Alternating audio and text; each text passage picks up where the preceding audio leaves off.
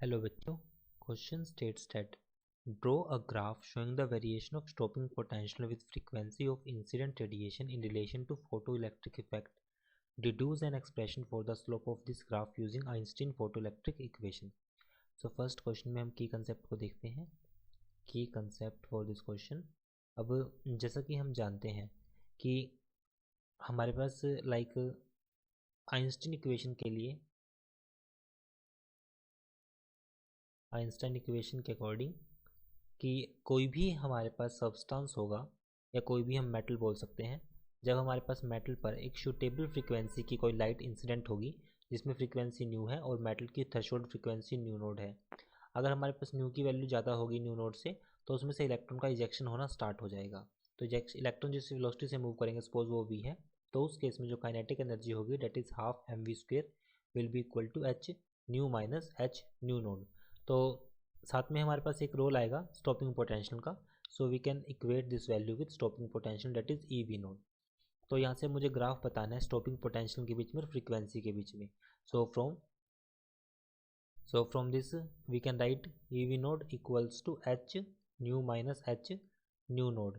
तो v naught की value आएगी हमारे पास एच बाई ई, ये हो जाएगा न्यू, और ये आएगा हमारे पास एच बाई ई, ये हो जाएगा हमारे पास new node.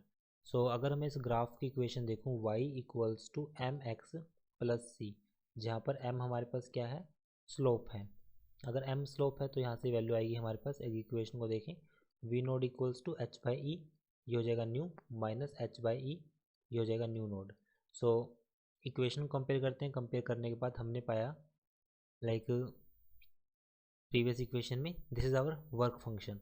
H new nought हमारे पास क्या होता है, वर्क फंक्शन. तो इसको लिखूंगा v naught equals to H by e nu minus five by e. So v और ई के वी नोड और न्यू के बीच में जो ग्राफ होगा हमारे पास वो कुछ इस तरह से होगा. सो यहाँ पर अगर वैल्यू देखें तो जो वैल्यू जब हमारे पास न्यू की वैल्यू न्यू नोड के इक्वल हो जाएगी तो उस केस में स्टॉपिंग पोटेंशियल हमारे पास जीरो, बिकॉज अगर न्यू की वैल्यू न्यू नोड कर दिया तो वी नोड की वैल्यू क्या हो जाएगी, जीरो, कुछ इस तरह से. तो इस तरह से हमारे पास एक ग्राफ आएगा जो कि एक स्ट्रेट लाइन होगा और ये हमारे पास फ्रीक्वेंसी को डिनोट करेगा और ये हो जाएगा हमारे पास न्यू. तो ये हमारे पास रिक्वायर्ड ग्राफ है. और इसी तरह अगर मैं स्लोप की बात करूँ इस ग्राफ के लिए, slope will be equal to H by e. It is our answer. I hope solution is understandable. Thank you.